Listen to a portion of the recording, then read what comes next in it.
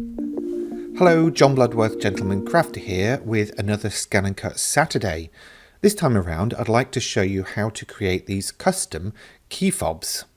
Very simple, very easy to do, and you can create them in any size really, up to obviously the maximum cutting length of your cutting mat. You can add charms to them, you can add all sorts of different things. It's entirely up to you. But basically, if you do make to sell for charity, these are super quick, inexpensive, and great for appealing to all sorts of different demographics. Anyway, let's take a look. First up, let me quickly show you some of the things I've used. I'm using my DX1200 machine, rotary auto blade, fabric mat, some faux leather, 1-inch lanyard keychains, and large rubber-coated running pliers. More on those in a bit. So first up, obviously take the protective sheet off the mat, put the faux leather down. Doesn't really matter which way around you're going to go with this because we're just using rectangles, so whichever you feel gives you the best result. Generally though, I put it wrong side down because I want to be able to scan the sheet and see where I'm cutting. Use your brayer to help stick it down if you feel the edges are lifting up, but the fabric mat should have enough stick to hold it in place. Next up, load the mat into the machine as normal.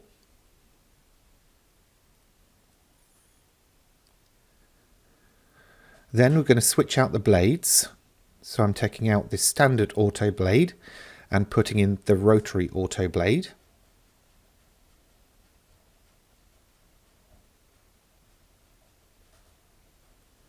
Lock it in place.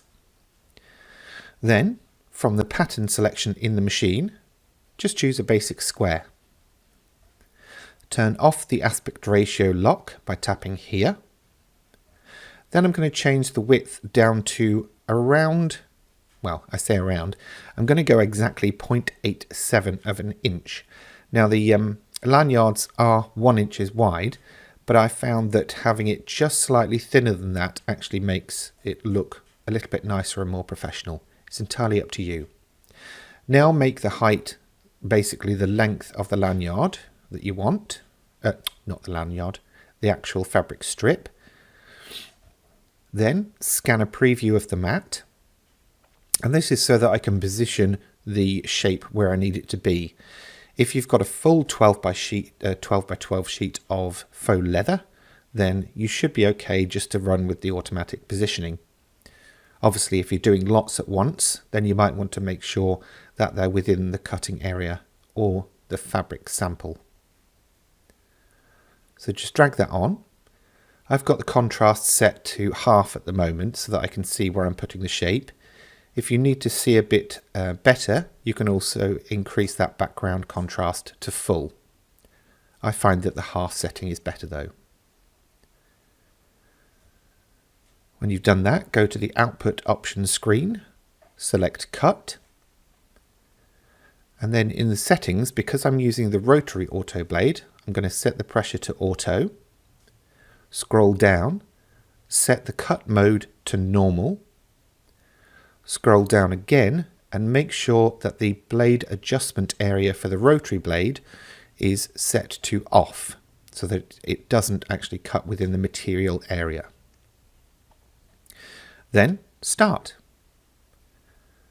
The machine will then go ahead and cut the shape out.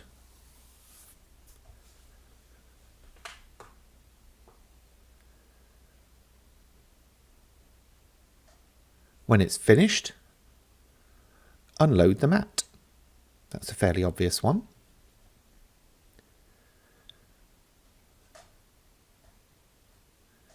Then you can peel the fabric away from the mat. I find that getting rid of the outside bit first helps me get to the inside bit, if you know what I mean. So this is a 6-inch strip. Obviously, if you make it longer, your key fob handle will be longer. Now here's the hardware. Basically you will need just one of those. There are my strips. There's my running pliers. Something else that you might need is a tiny little bit of double-sided tape. This is optional. And a bit of loo roll, believe it or not. To be honest, any cloth, kitchen roll, whatever. It's basically to wipe off any excess grease on the running pliers before you start using them.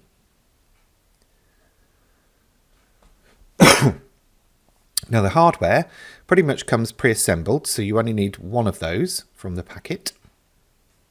Nothing else to assemble there, so we can shove that lot out the way. And now what I'm going to do is basically apply a tiny little bit of double-sided tape to the bottom edge. Trim it, because I didn't trim it beforehand. Silly boy. And what this is going to do is basically give me an extra pair of hands. Because obviously you'll be juggling the hardware, the fabric strip and the running pliers, trying to keep this secure is a bit of a faff. So I just like to do this so that it helps later on. Same again, I'm going to apply a double-sided strip, this time to the outside. Peel off the carrier. And then if I show you the hardware up close, basically you've got one side that's got teeth, 2 teeth, and one side that hasn't. I'm going to stick the double-sided strip to the side that hasn't got the teeth. Just put it in up to the hinge and then gently press so that it holds it in place. Again, an extra pair of hands. Now the running pliers, basically they have a little screw on them that stops them closing all the way shut. And this helps stop mashing your hardware. That's also why they're coated in rubber as well, so that they don't scratch or damage the hardware. So just to adjust that screw till you've got maybe 2 or 3 millimeters gap. Then you're going to slide the pliers over the hardware like this and push down in the middle until the teeth have probably gone into the fabric a little bit, as you can see there. Then mash over where each tooth is.